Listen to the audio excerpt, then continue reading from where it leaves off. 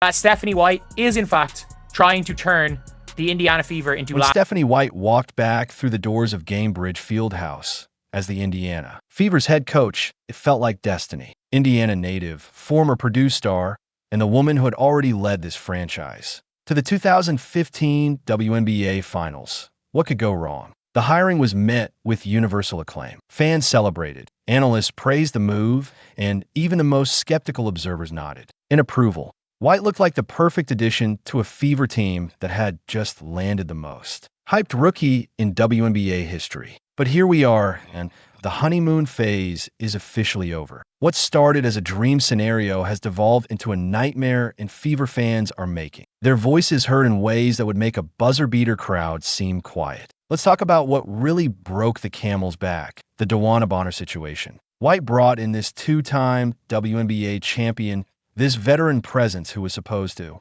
be the missing piece. Bonner was meant to provide leadership, championship experience, and a steady hand for a young roster built around Caitlin Clark. Instead, what we got was a coaching staff that bent over backward to accommodate a player who ultimately had no interest in being there. White changed her entire offensive system to try to fit Bonner into the team. She moved away from the high-octane, Clark-centric offense that had made the Fever appointment television and instead installed a more traditional system that supposedly suited Bonner's veteran sensibilities.